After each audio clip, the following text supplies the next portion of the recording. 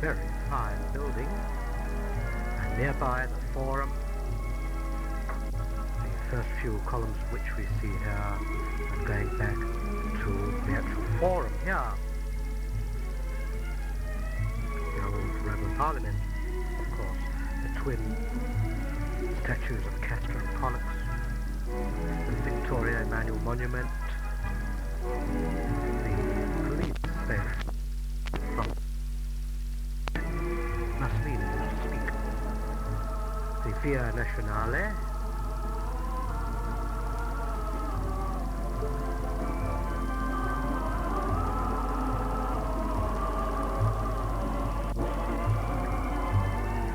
and some of the many churches of Dot Road.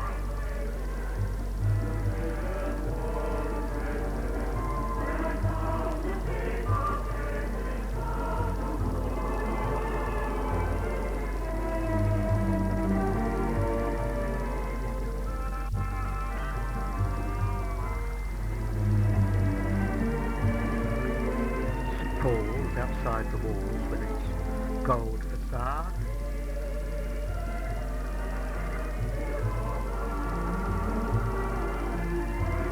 The railway station.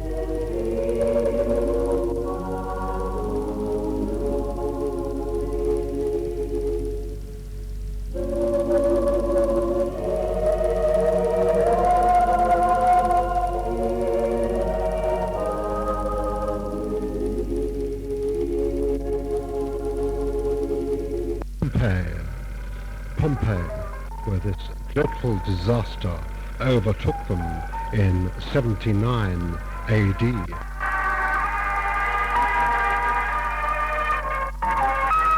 Tourists now tread where people once worshipped. Here at the Temple of Apollo, the little figure of the god still remains. In a few hours, this city was completely obliterated, and to the archaeologist, turning away the volcanic ash, we find the city much as it was 2,000 years ago. And here, by a little horse cart to the museum, where we find a man still preserved in the volcanic ash. The bakehouse and the ovens. And here is the amphitheatre for the town of Pompeii, where many a fine fight was performed, no doubt. The grinding stones here of the bakery in good condition indeed. And here are the stones to stop the chariots from going too fast. And here you see a little crowd of tourists getting ready to examine the city at great length. This was the villa of the Vecchi, very rich and powerful merchants who had this wonderful place, indescribably well built, and with many fine drawings and paintings. The gardens here are laid out exactly as they were 2,000 years ago. They could reproduce the gardens by the roots, finding the ash-like roots, and identified them and replanted it. And now we leave Pompeii for lovely Sorrento and the seaside town of Amalfi.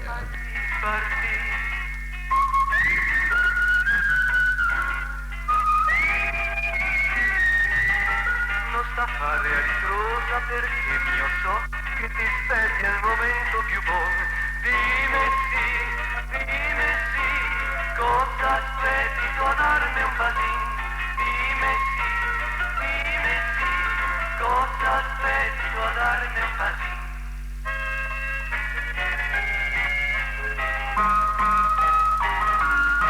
And so we embark on a little craft to take us to the fabulous Blue Grotto, where at great personal risk we shall enter, as you see, a very dangerous proceeding, and here shots taken inside the Blue Grotto, very rare indeed.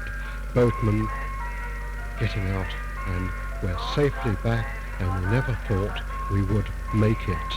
And the gay throng now, with accordion music, great gaiety, and gallons of the old vino, make their way back to Capri. Io sa che mi vivo partì, sì, partì. Taca, non farmi dispetto, mio so che ti piace anche a te. Non sta a fare a ritrosa perché mio so che ti aspetti al momento più buono. Dime sì, cosa aspetti tu a darmi un basin? Dime sì, cosa aspetti tu a darmi un basin?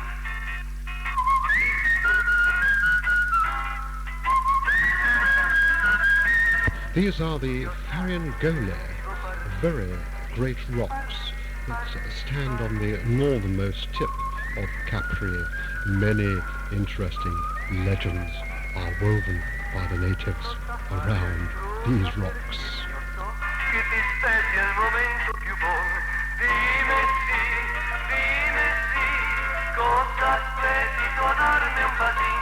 Leaving the Marina Piccolo, one can take a bus or a cab up to the main square of Capri, and when one disembarks and looks at the clock tower and slowly down, one really does feel as though it was a theatrical set laid out ready for a musical comedy, and one awaits performers to appear and sing.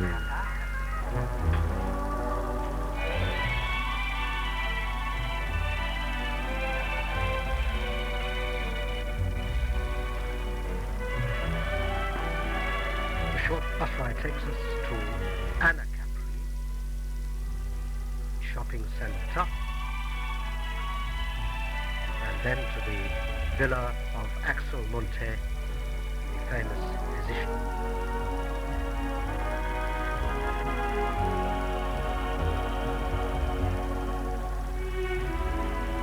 Axel Monte himself, with the help of Capri's, got most of these treasures up from the sea, dived and brought them up.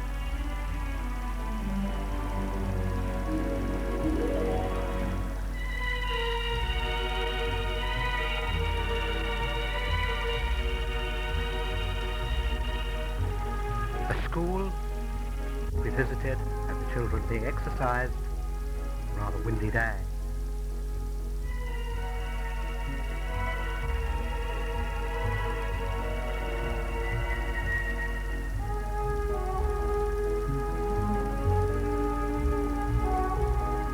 Quite low, you see, when he has coat on.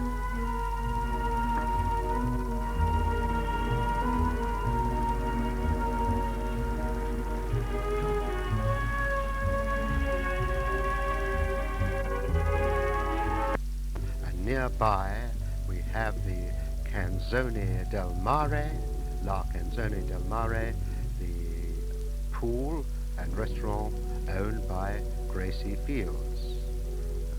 Only the most swish and elegant attend here, and the scene is one of splendour and masculine beauty. A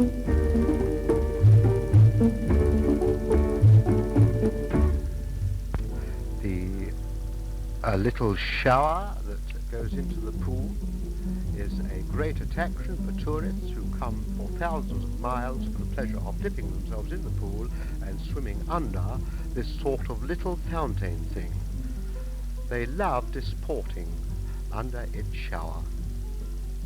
But it seems an awful long way to come for this slight pleasure. And here we have an intrepid chap who is doing a remarkable feat, smoking a cigarette while doing a fast crawl. There he goes. Well, I never. Off he goes, smoking like a fish and laughing like a drain.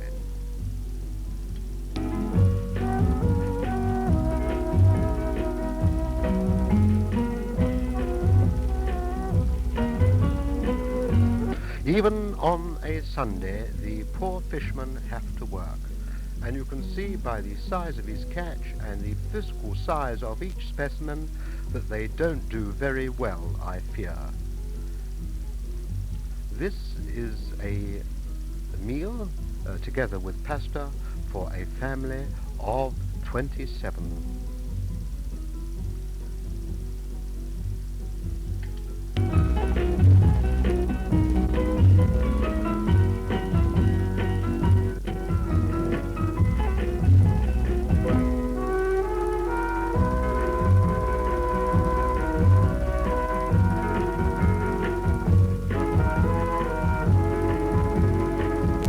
Another shot of the rather gay crowd inhabiting the Marina Piccolo, and this is the boat that I tried to hire for an hour but was unsuccessful.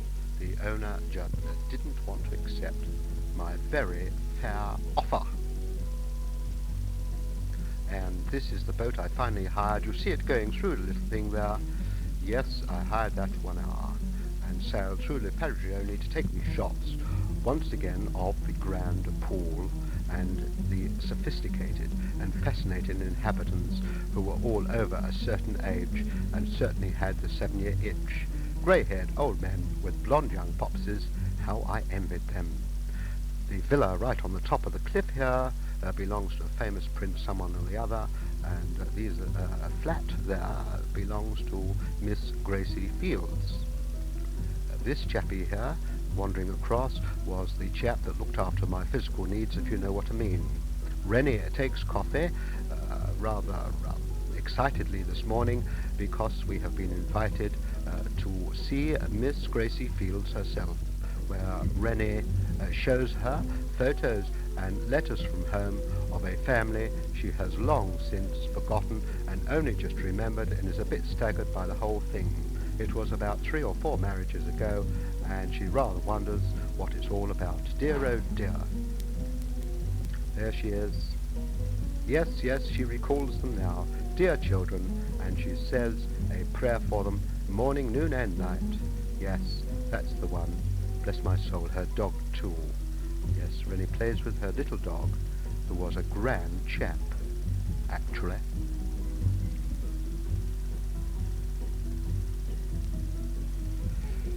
You see his coat is a bit bedraggled, but that's because they go swimming in the sea very early in the morning, and I got up very early that morning to take this scene of Gracie Fields, husband and 1 dog in this instance, swimming and disporting themselves in the sea.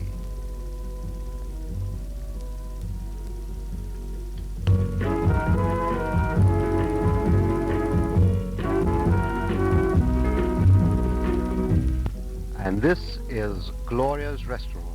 There's Gloria with a chef's hat on. She is a Cockney from the East End of London, a character supreme. Her husband, the chef,